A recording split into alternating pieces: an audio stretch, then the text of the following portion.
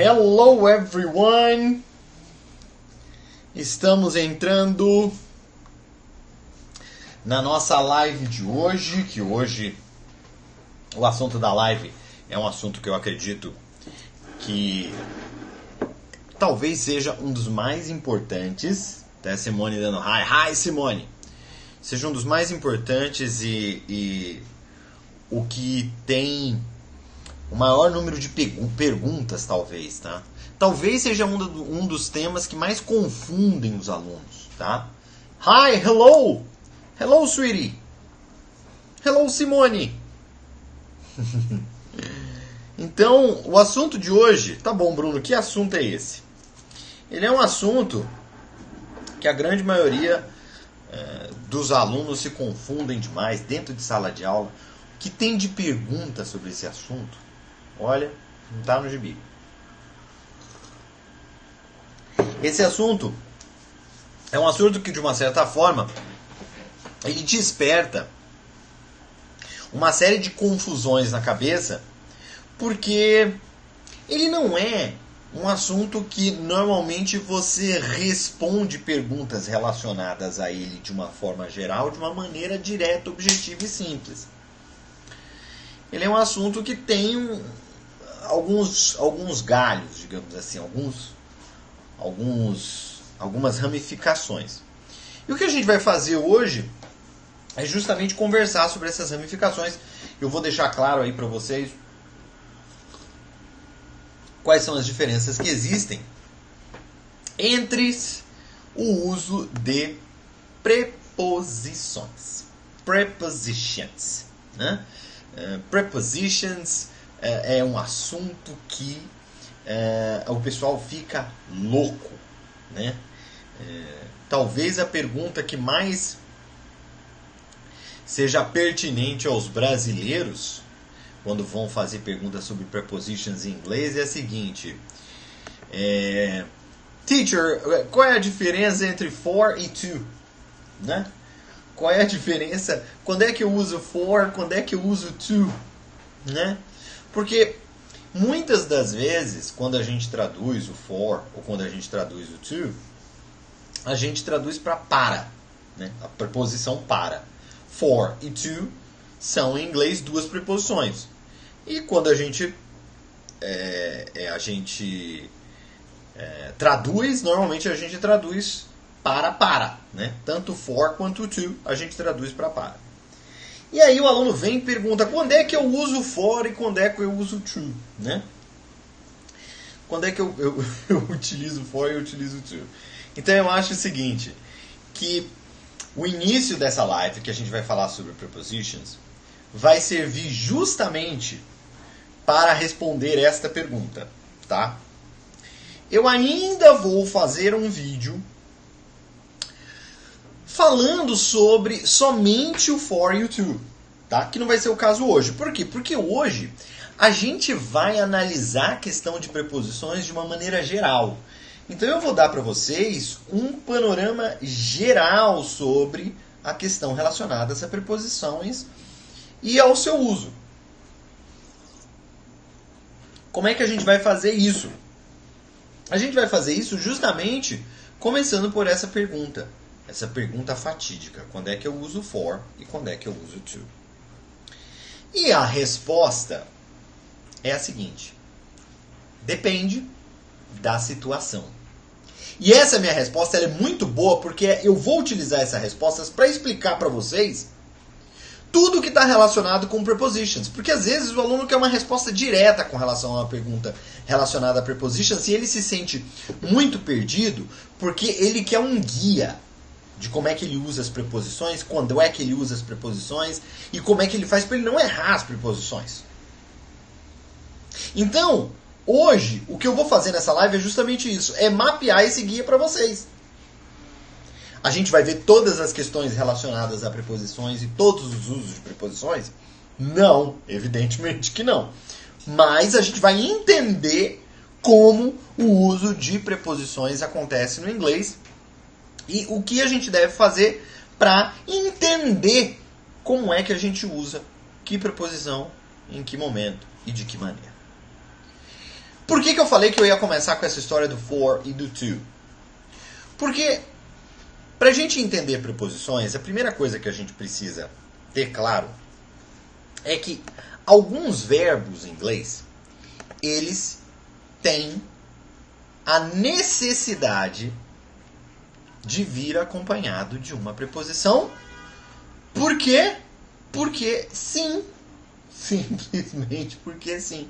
Ó, quando você usa o verbo necessitar ou precisar em português, né, você precisa de alguma coisa.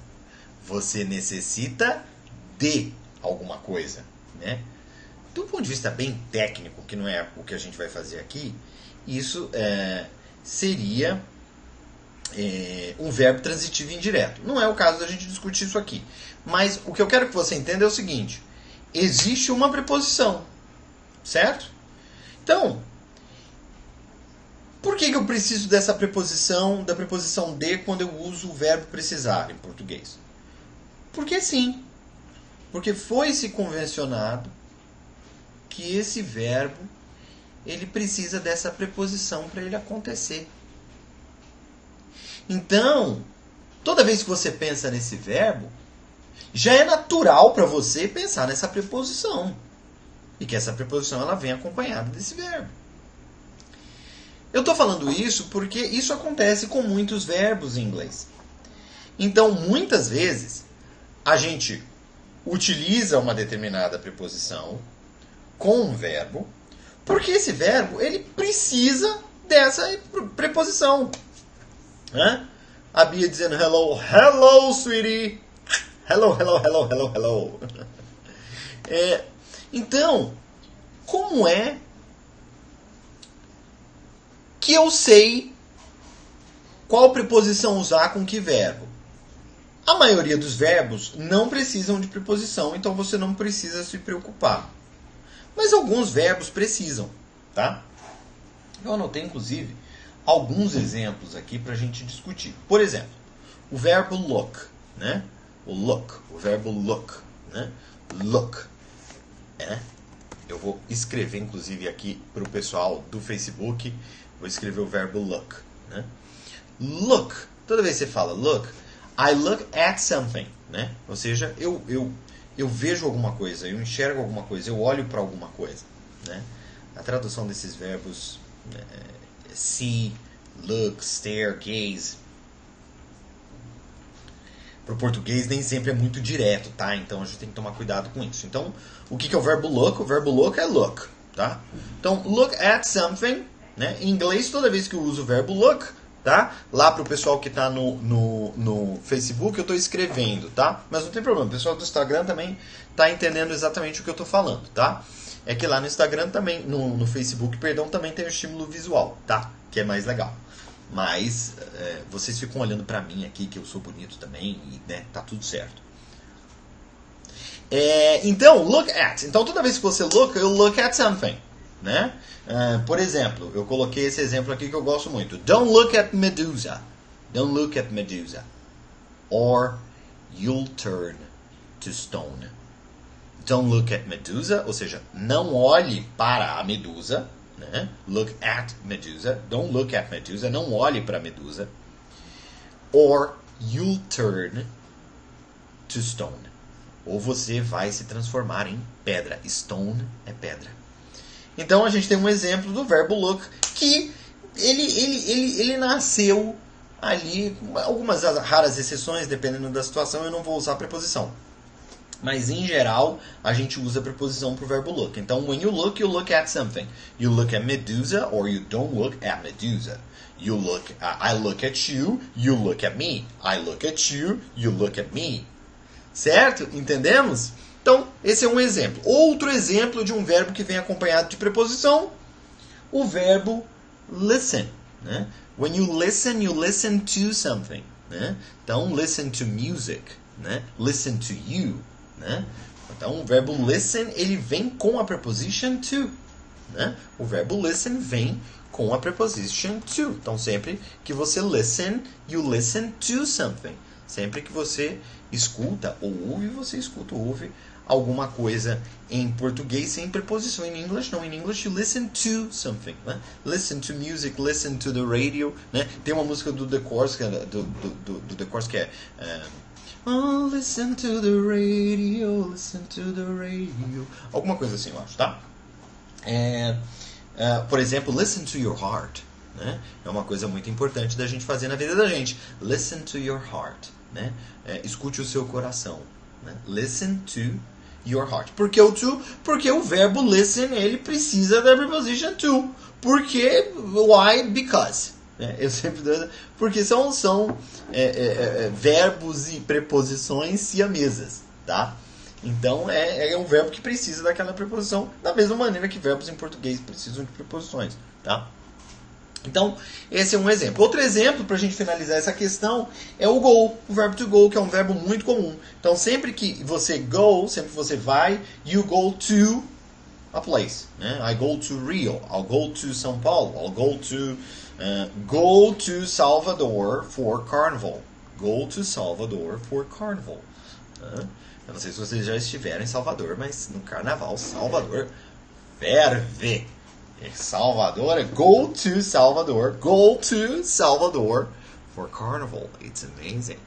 Então, go to. Por que eu uso to? Porque assim, tem algumas exceções. Tipo, por exemplo, você usa a expressão home. Aí você não precisa usar o to, tá? Você pode falar go home, tá? Com algumas expressões específicas também. Por exemplo, se você está falando de, por exemplo, go north, I'll go north, né? Então eu vou em direção ao norte. Entendeu? Não é uma posição específica, digamos assim, tá? Então, dependendo de algumas situações, você pode utilizar aí você pode retirar a preposição to, tá? Mas são exceções. Em geral, o verbo vem acompanhado da preposição. Então, eu acho assim, para a gente poder entender isso, né? É muito importante que a gente comece a entender a questão de preposições partindo desse princípio. Existem alguns verbos que precisam de preposição. Porque eles precisam de preposição. Porque a língua, quando foi criada, criou-se que esses verbos precisavam vir com essa preposição. Tá? Normalmente, se você for perguntar para o professor de português por que o verbo precisar precisa da preposição de, ele vai te falar, porque o verbo precisar, ele é um verbo transitivo indireto. O que, no fundo, não quer dizer absolutamente nada. Entendeu? Não quer dizer nada. Aí porque ele é um verbo. Quer dizer nada. Entendeu? Por quê? No fundo, o que ele está te dizendo é o seguinte. Olha, é porque é assim. É porque esse verbo, que ele chamou de qualquer coisa, é um verbo que precisa de preposição. Por quê? Porque precisa. Então não temos explicação lógica, tá? É lógico que se a gente for analisar a história da construção da língua, a gente vai vendo que as preposições elas surgem justamente em função da maneira como as línguas foram se transformando. Tá? Então, pedaços de palavras foram ficando por entre as palavras.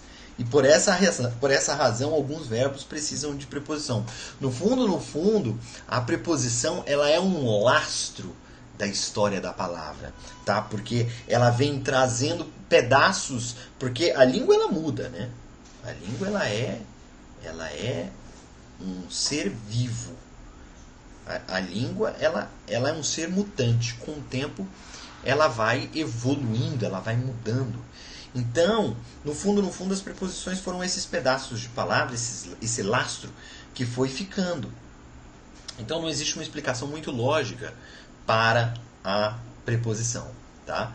Nesse caso especificamente não, tá? O verbo precisa porque ele precisa e assim é. Pois bem, algumas outras situações que é importante da gente analisar também com relação a preposições.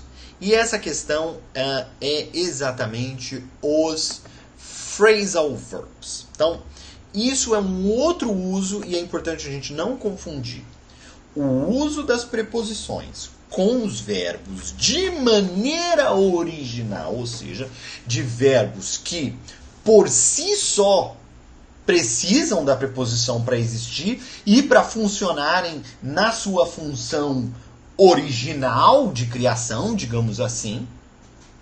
Por que original de criação? Porque é o seguinte, O que são os phrasal verbs? De modo bem rústico e superficial, a gente pode dizer que os phrasal verbs são verbos, em inglês, que eu reciclei. Phrasal verbs, sempre que você vê essa expressão phrasal verbs, lembre-se disso. Phrasal verbs são verbos reciclados. Como assim verbos reciclados? Eu peguei um verbo em inglês, juntei com uma outra preposição. Porque olha só, eu tenho verbos em inglês que precisam de preposição para ele existir, como por exemplo, a gente viu 3 exemplos, go to, como a gente viu look at, né? Como a gente viu aqui também listen to. Então, esses verbos eles precisam dessa preposição para eles exercerem a sua função normal. O que é um phrasal verb? É quando eu pego esse verbo e eu coloco, ao invés da preposição dele normal, eu coloco outra preposição. Ou quando o meu verbo ele não necessita de preposição para existir, e mesmo assim eu ponho uma preposição. Com isso eu mudo o sentido, o significado, na verdade, eu mudo o significado. Não significante, eu mudo o significado do meu verbo. Como assim, Bruno? Olha só, vou dar um exemplo simples. A gente viu o verbo look aqui, não foi? Então, look at something. Né? Então, o verbo ver, né? Olhar, o verbo olhar. Look at something. Eu tenho um phrasal verb que é o look for. O que é o look for? Look for é o procurar. Ou seja, quando eu ponho a preposition for com o verbo look, eu reciclo o verbo look. É por isso que eu digo, porque os alunos falam assim, no inglês é difícil, sempre tem, né? Sempre tem o mimimi, né? A galera do mimimi. E o mimimi é assim, inglês é difícil porque tem phrasal verbs pra gente decorar.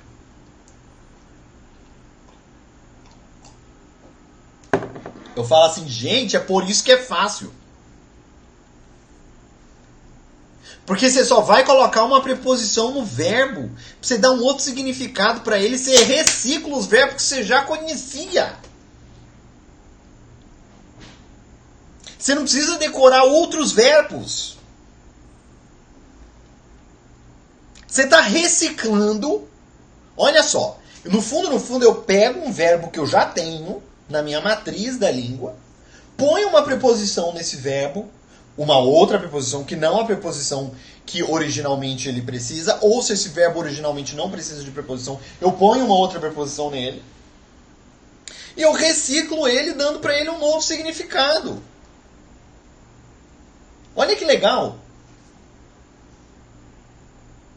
Muito legal isso. Look at é olhar para alguma coisa. Look for é procurar. Olha só, eu mudei o significado do verbo to look porque eu coloquei a preposition for.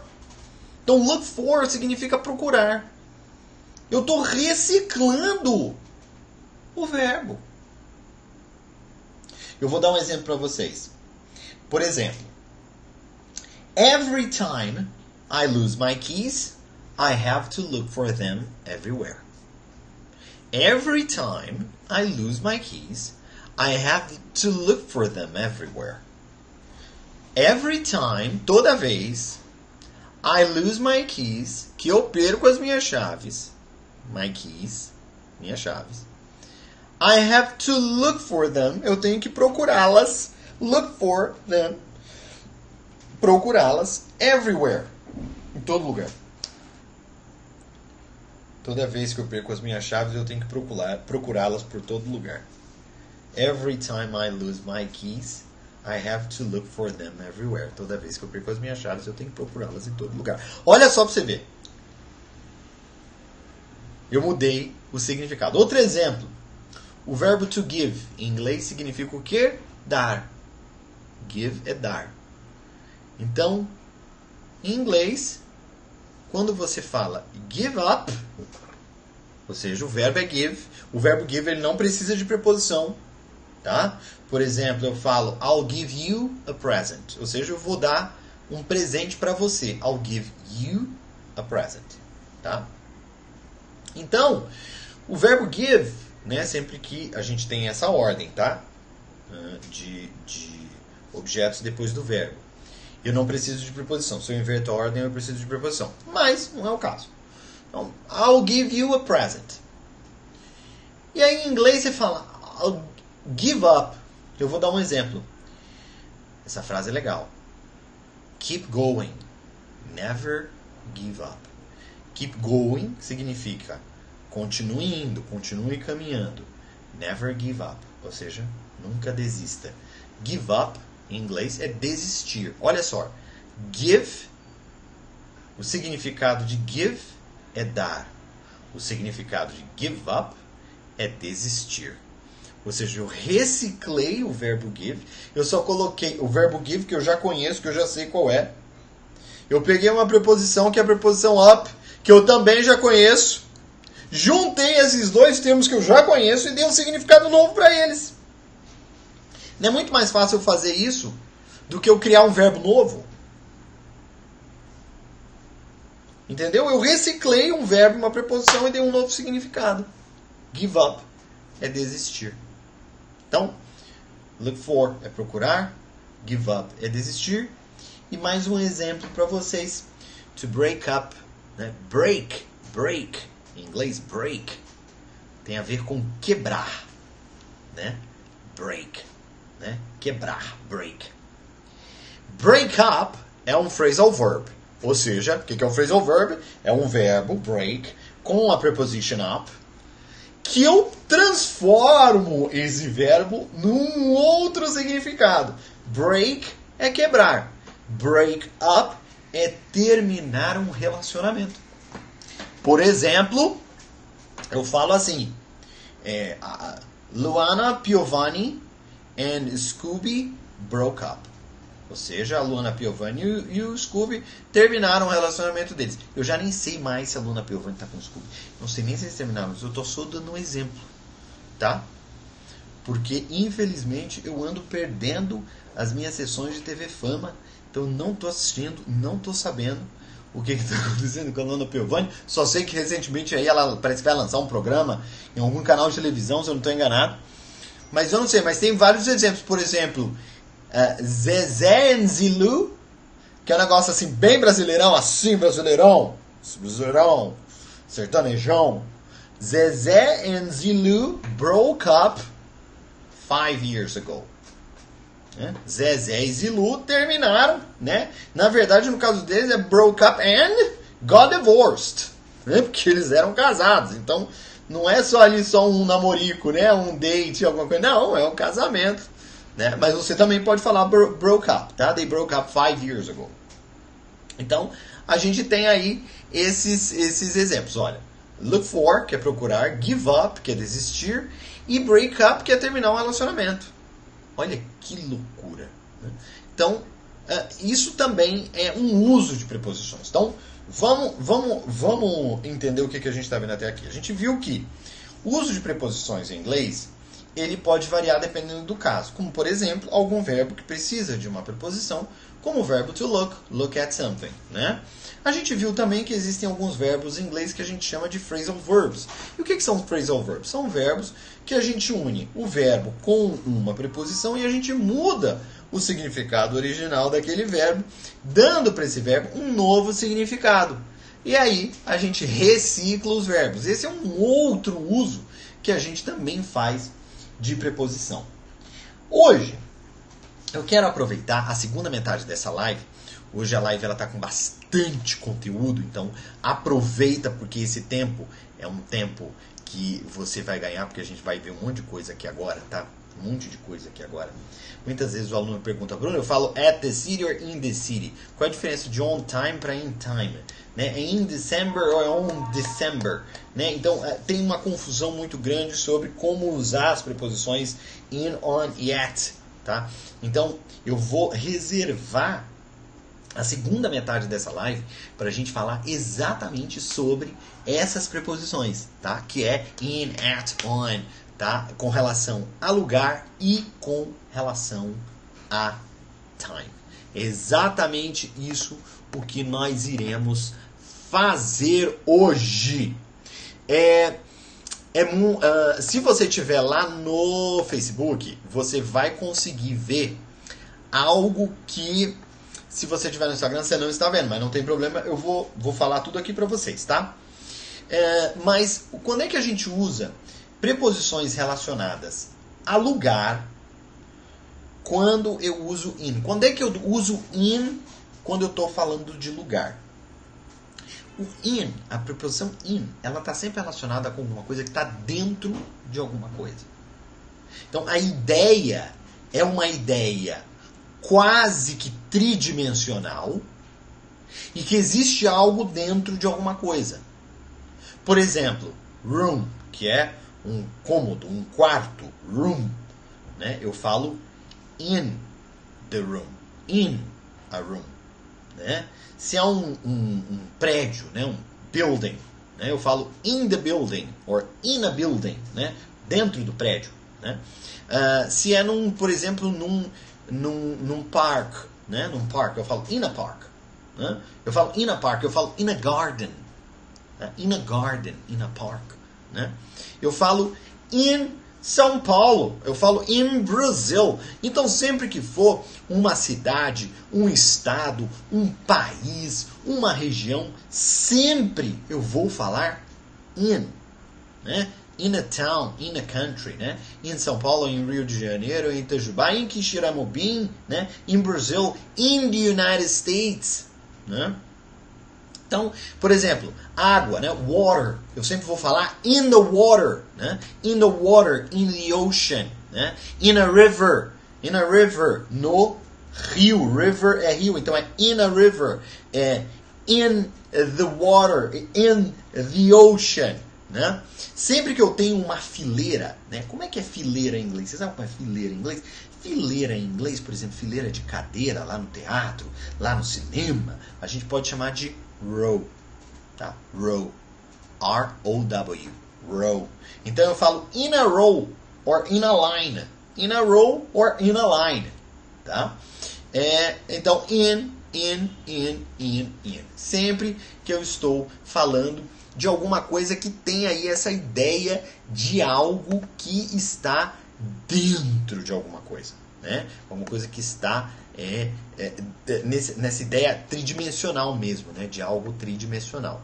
Tá bom, Bruno? E quando é que eu uso at, né? Quando eu estou falando de lugar, quando é que eu uso at? Bom, o at normalmente eu uso quando eu estou falando de alguma coisa relacionada à posição, tá? Ou seja, é lugar mais relacionado à posição. Carlinhos Colômbia, hi teacher, hi sweetie, hi. Então, eu sempre uso at quando eu estou relacionando com posição, né? Por exemplo, bus stop, né? Bus stop, né? Que é aquela parada de ônibus. Bus, ônibus, stop, parada. Então, a parada de ônibus é o bus stop. Então, isso, o que é isso? É uma posição. Né? Digamos assim, que seja um ponto. É um ponto referencial. Não é algo que está dentro de algum lugar. Né? É uma posição referencial. Peraí que eu tenho uma gatinha e a gatinha está querendo subir na janela. Deixa eu chamar a atenção dela. Ela está querendo subir na janela, danada. E não tem aquela tela, sabe? Então, mas ela está só achando. Agora ela se acomodou lá no lugar, né? Aqui estão falando, we have a lot of things. We do what kind of things? Very well. Então, at the bus stop, né? Lá na parada de ônibus. Door. Então, olha só. Door é porta. Então, eu falo assim, olha, there is somebody at the door. Né? Ou seja, tem alguém à porta. Tem alguém na porta. Na região da porta. Tem algum ponto ali na porta. Você vê, não é dentro da porta. Tá? É ali na região da porta. At the door. Né? Então, essa ideia de posição, né? The cat is at the windows. Exatamente. Very well. Very good. The cat is at the window.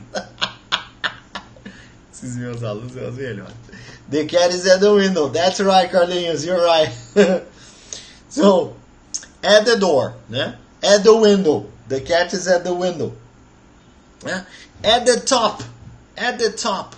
Né? Por exemplo, eu estou falando ali na página. Estou analisando a página ali do meu documento. Então eu falo at the top of the page, at the bottom of the page. No topo da página, ou seja, naquela região de referência, no topo da página, at the bottom. Bottom é naquela parte de baixo, né? Ali, né, embaixo da página, no rodapé, na região do rodapé, bottom.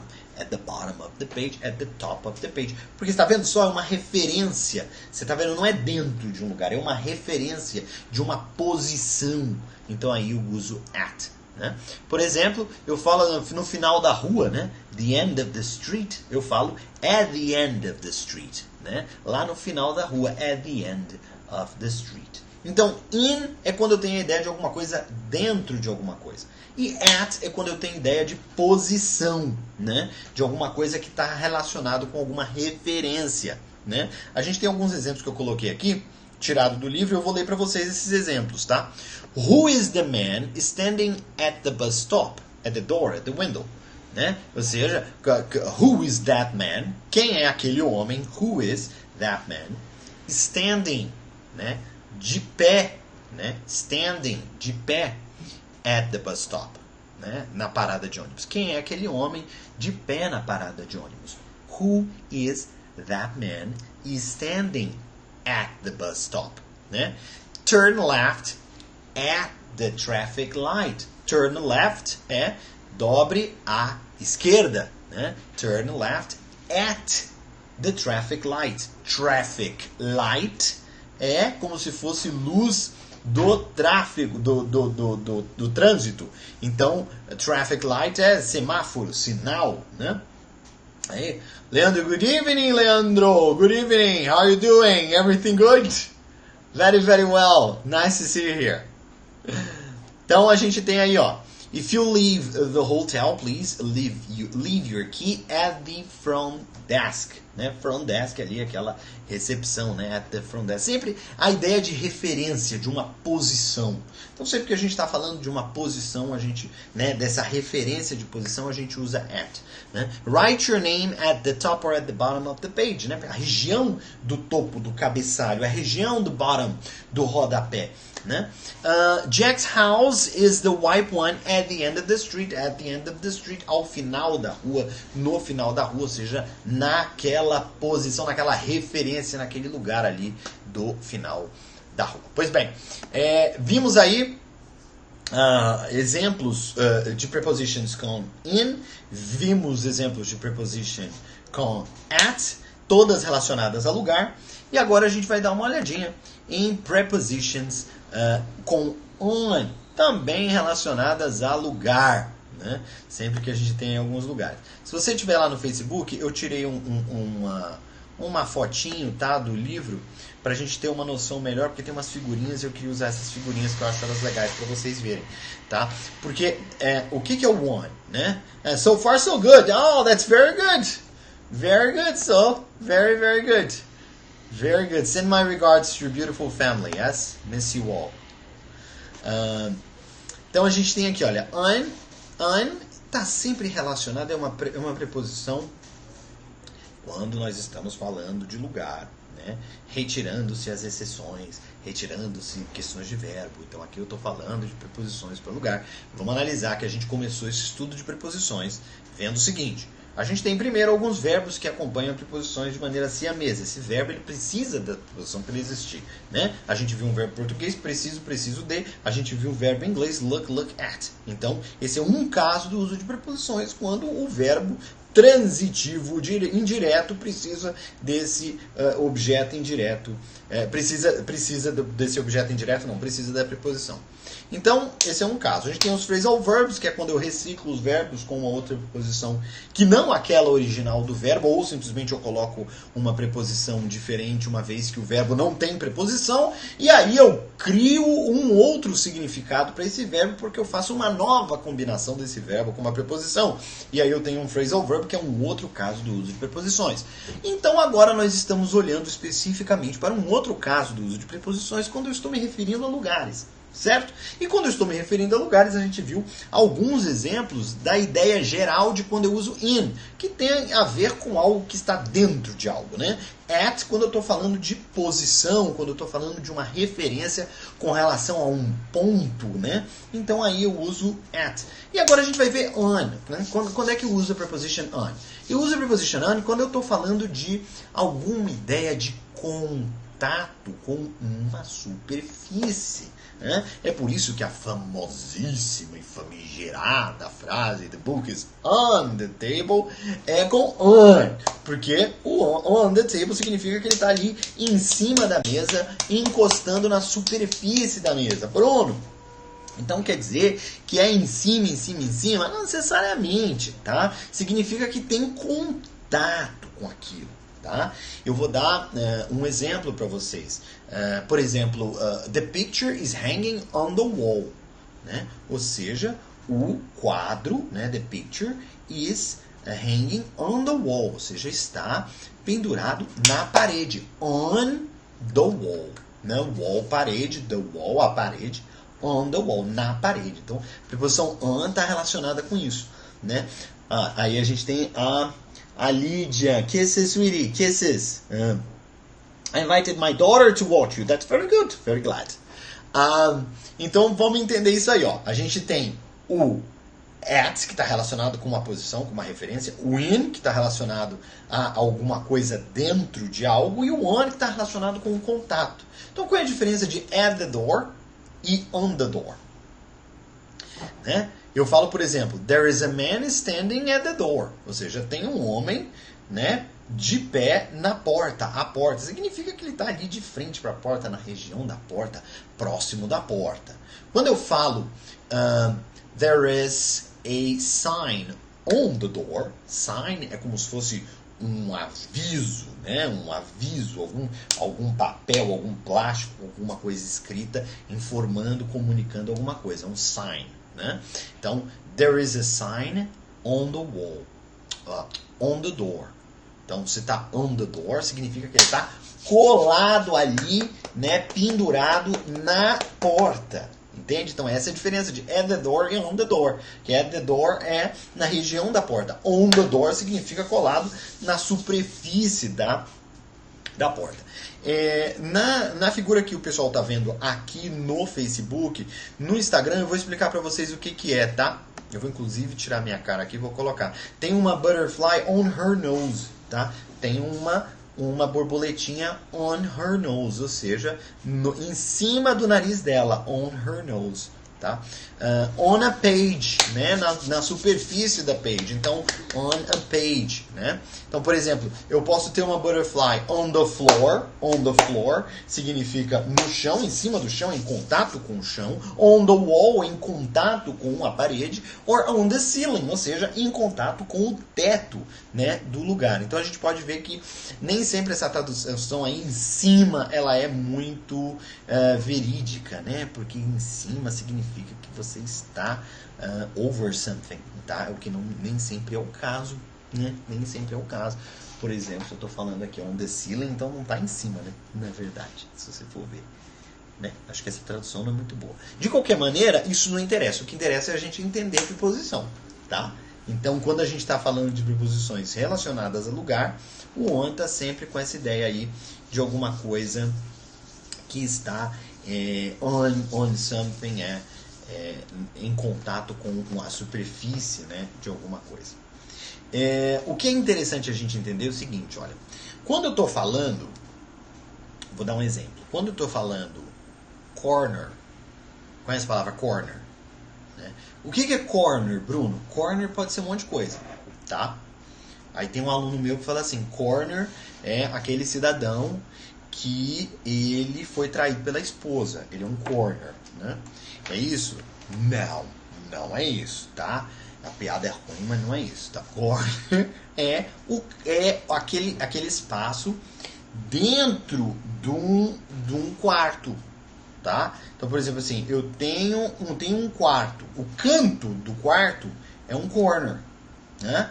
Olha, o Carlinhos está falando aí, esquina. Muito bem, Carlinhos, porque você entrou exatamente no que eu estou querendo falar. Porque olha só, corner pode ser o canto do quarto e corner pode ser a esquina. Presta atenção que são corners diferentes. Porque o corner do quarto ele é um corner fechado, não é?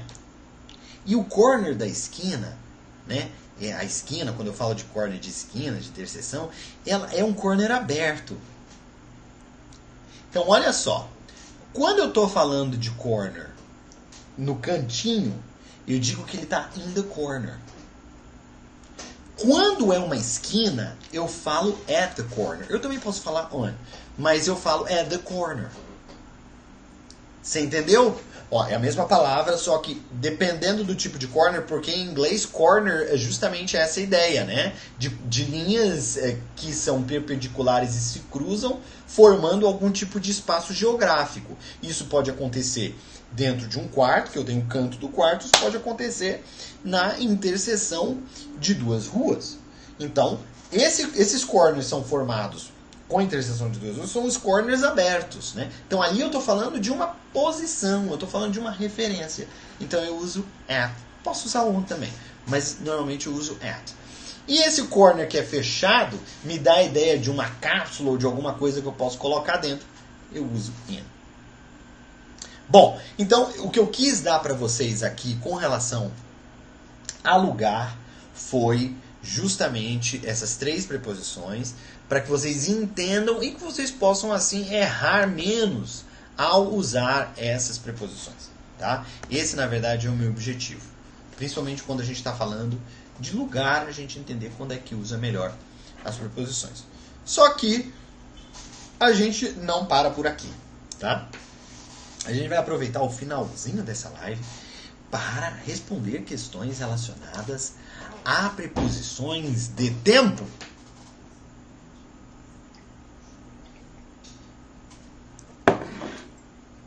Se é dia, se é mês, se é ano. Então, bora ver com relação a tempo que preposições eu uso. Então, olha só.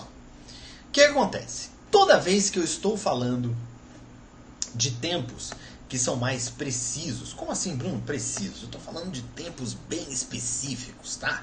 Como, por exemplo, tempo do relógio, o horário. Então, sempre que eu estou falando de tempo de horário do meu relógio, eu vou usar at. Então, eu falo at 3 p.m., at 5:45. Né? Sempre que eu tiver essa ideia exata do momento, desse ponto, que a ideia é de um ponto, entende? De um ponto na minha linha do tempo. Né? Então, por isso que toda vez que eu uso o tempo do relógio ele é um ponto na linha do tempo.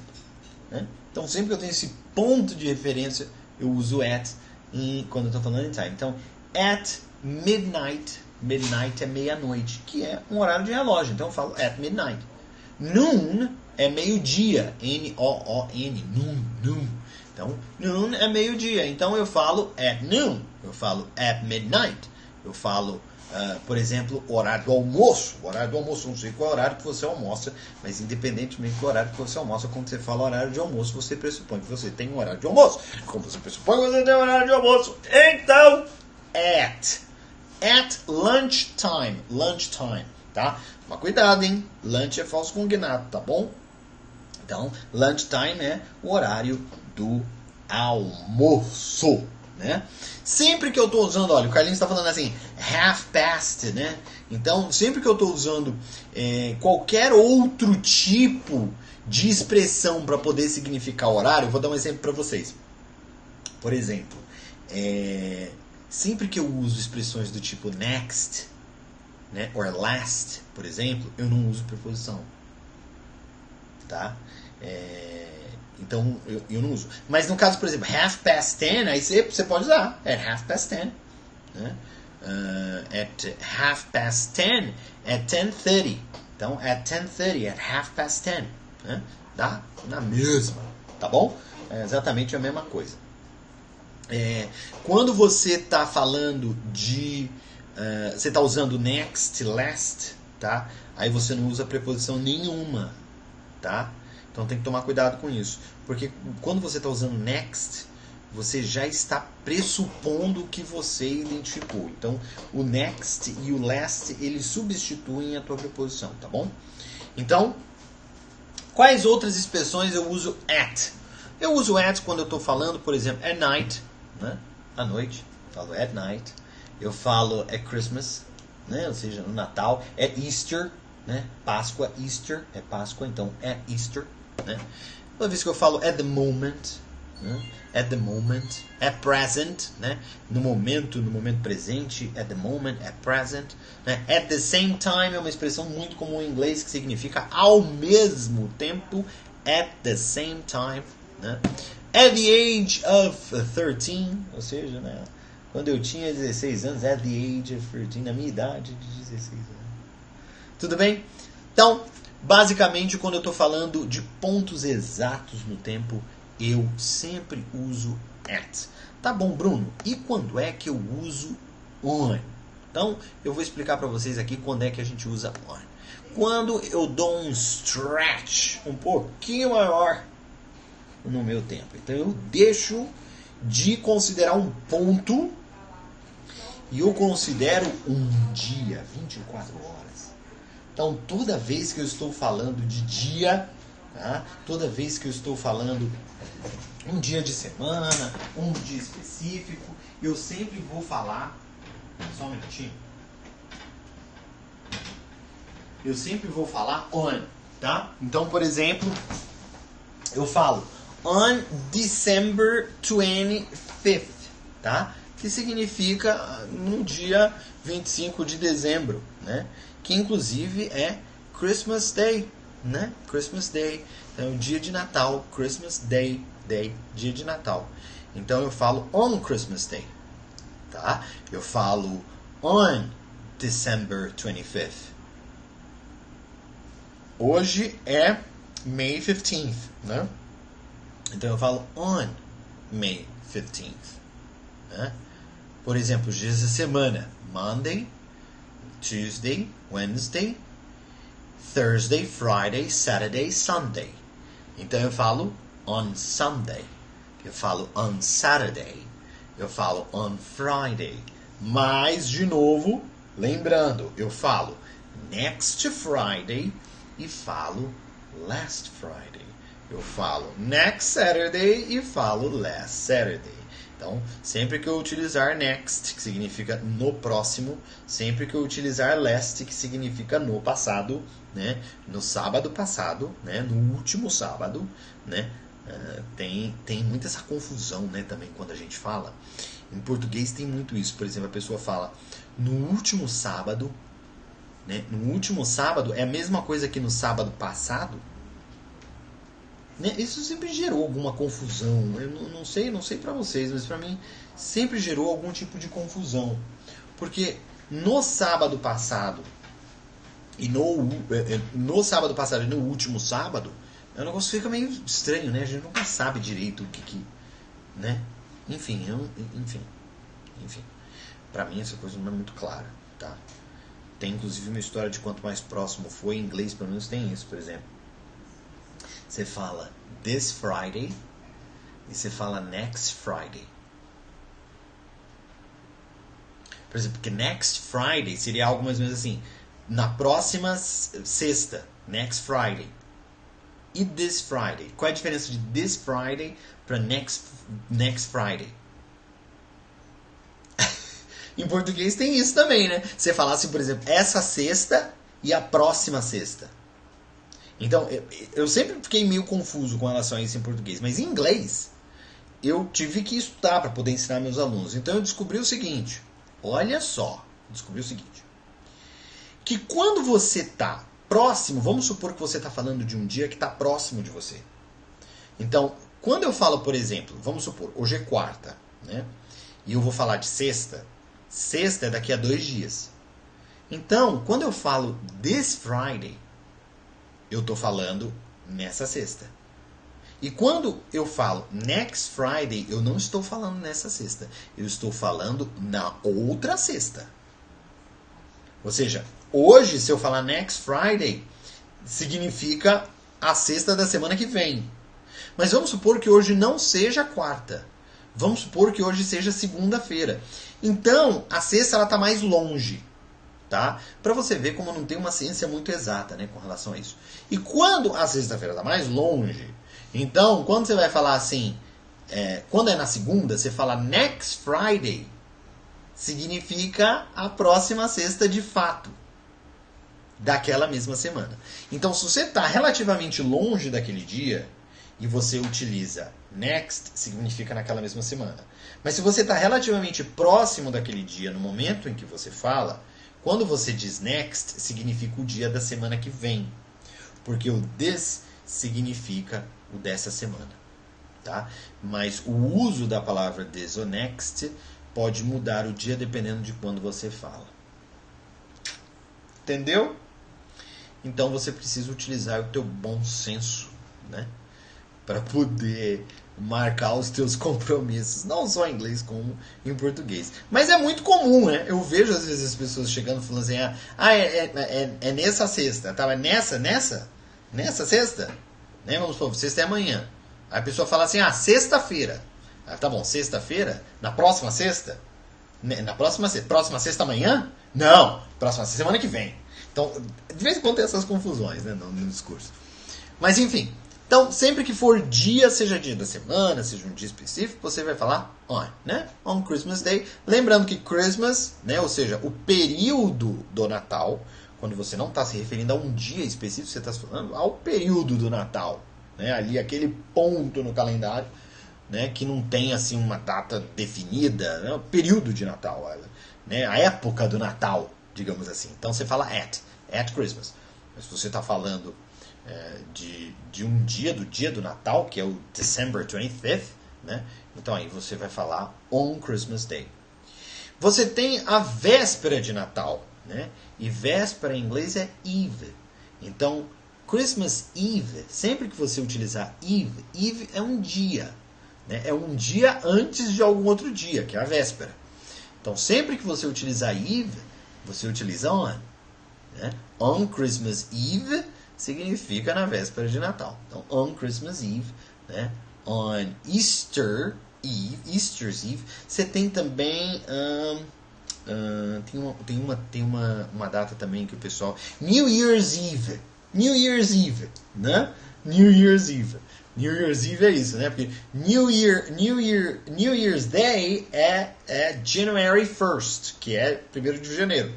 Mas New Year's Eve é véspera de Ano Novo. Então, você sempre fala on New Year's Eve, porque esse é um dia, né? On Christmas Eve. Então, sempre que for, Eve é dia. Se é dia, é on, tá? Ok? Então, sempre que for dia, a gente utiliza on, mesmo que seja o dia da semana, o que quer que seja. Tudo bem? Excelente! Como é que nós iremos finalizar? Iremos finalizar utilizando a preposição in. Então, agora, eu dei uma esticada um pouco maior no meu tempo. Por quê? Porque eu sempre vou utilizar o in com months, tá? E com years, né? Então eu falo in January, in February, in March, in April, in May, in June, July, in. Tá? Então, sempre que eu estou falando de mês, eu falo de in. Tem que lembrar, hein, gente? É in May. But it's on May 15th. Como em inglês a gente fala o mês antes do dia, você tem que esperar acabar para saber. Você está entendendo? Você está entendendo? Você fala assim, você fala in May, mas on May 15th. Porque May 15th é um dia, então é on. Mas se você só falar o mês, que é May, então é in May. Certo? Ótimo. Então, se for mês, é in. Se for ano, também é in. Né? In 1972. In 1505. In 2019. Né? Or in 2019. Né? Então, sempre que for um mês ou um ano, eu vou usar a preposição in, tá? Então, relembrando preposições de tempo. Vamos lá. Se for relacionado ao horário, eu uso at. Por exemplo, at 5 o'clock. Ou seja, às 5 horas. At 5 o'clock. Se é horário de relógio, at midnight, que é meia-noite. At midnight. Né? Então, à meia-noite. Ao meio-dia. Meio-dia em inglês é noon. Noon. Então é at noon. Mais fácil que isso, só 2 dias. Se eu tenho um tempo um pouco maior, por exemplo, um dia. Dia é on. Então, em inglês, sábado é Saturday. Então eu falo on Saturday. Né? Eu falo on May 15th, né? Que é no dia 15 de maio. Né? New Year's Eve é véspera de ano novo. Então eu falo on New Year's Eve. Porque também é dia. Então sempre que for dia eu uso on. Aí se eu estiver falando de mês, né? Por exemplo, May, April. Aí eu vou sempre utilizar in. Então, at, clock time, on, day, in, month and year. In 1918, in January, in February, in May, in 2008, 2005, in 1999. Entendemos? Então, nessa aulinha de prepositions, nós vimos preposições de tempo, vimos preposições relacionadas a lugar, a gente viu phrasal verbs e a gente viu o uso nativo de preposições com verbos. Ou seja, nós entendemos tudo o que nós precisamos para como as preposições funcionam. A gente sabe todas as exceções, a gente sabe todos os exemplos e as ramificações disso? Não, mas a gente sabe para onde vai. O que eu estou querendo dizer? Você vai olhar para aquele caso e vai falar assim, olha, aqui pode ser que eu precise dessa preposição, porque esse verbo precisa dessa preposição. Eu sempre tenho uma explicação, você sempre tem uma explicação. Essa aula de hoje, ela te deu isso, ela te deu as explicações. Né? Então, você dificilmente vai olhar para a preposição e vai falar assim, por que eu uso essa preposição? Porque agora você já sabe por que você usa a preposição. Ou é porque é um phrasal verb, ou porque aquela preposição é precisa do verbo, ou porque aquela preposição está relacionada a algum lugar, ou porque ela está relacionada a algum tempo. Tá? A gente tem alguns outros aspectos que são isolados, né? Como, por exemplo, a gente fala assim, por exemplo, she... por exemplo, a gente tem uma preposição que é upon. Né? Tem uma música da Disney que é assim, When you wish upon a star. Conhece essa música? A música é tão bonita. When you wish upon a star, makes no difference who you are. Porque aqui nesse caso, o que eu estou fazendo? When you wish, quando você faz um desejo, tá? Wish é fazer um desejo. Então, when you wish upon a star, quando você faz um desejo para uma estrela, tá? Na direção de uma estrela. Porque a de estrela, ela está up, né? Ela está lá em cima. Então, when you wish upon a star, né? Upon a star tem a ver com a posição da estrela e a direção na qual você faz o teu pedido. Então, em função dessa característica, dessa relação que existe entre este objeto e o verbo, você vai usar a preposição porque existe ali, nesse caso especificamente, a necessidade da ligação em função do sentido e do significado. Mas aí não tem mistério, entendeu? Não tem mistério porque você, pelo significado, vai conseguir entender qual é a relação que existe. Tá? Fica fácil de entender a relação que existe. Tudo bem? Então, espero que vocês tenham gostado e curtido a live de hoje. Nos vemos na terça-feira da semana que vem com uma aulinha bem interessante. E semana que vem tem uma surpresa ainda mais interessante, porque semana que vem sai o curso. Né? Na semana que vem a gente tem o curso para aqueles que estão interessados. A gente vai ter o lançamento da primeira turma do curso do Inglês com Bruno. E para aqueles que quiserem estar comigo nessa jornada, essa jornada que eu vou estar acompanhando vocês ali de pertinho, podem ficar tranquilos. Semana que vem eu passo as informações. Até lá. See ya!